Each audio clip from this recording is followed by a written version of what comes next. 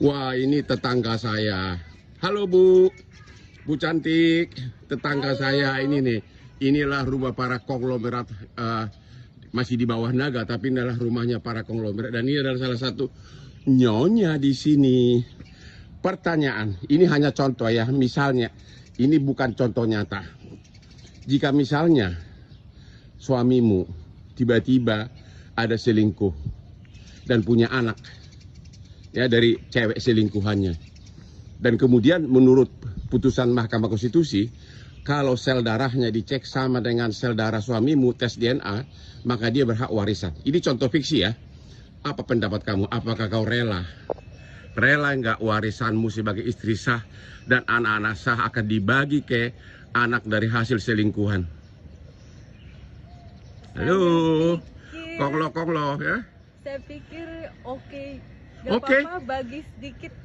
Ya, maksudnya Bagi sedikit, dia nggak sedikit. Dia kalau dia sudah jadi dianggap waris, berarti haknya sama dengan anakmu. Jadi kalau 3 anak, berarti masing-masing sepertiga. Nggak bisa sedikit, karena dia berhak warisan penuh. Itu putusan Mahkamah Konstitusi.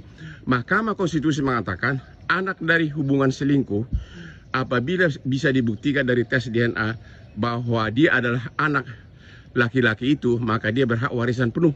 Nggak boleh sedikit. Gimana? Tega? Mau nggak lo? Halo? Saya pikir tidak apa-apa, bagi aja. Oh, bagi aja. Lu nggak sakit hati kau diselingkuhin? Nggak sakit hati? Diselingkuhin sakit hati memang. Cuma ya itu memang bagaimana ya, udah kalau memang udah menjadi haknya, emang itu udah di undang-undang, harus bagaimana ya.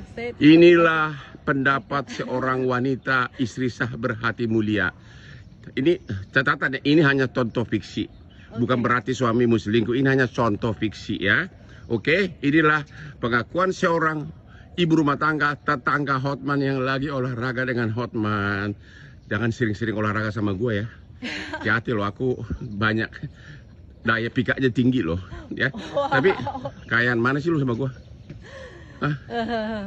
Kayaan Bapak deh. Kayaan Hotman ya. Oke, terima kasih Bu. Terima kasih. Selamat olahraga. Ayo mari olahraga. Oke?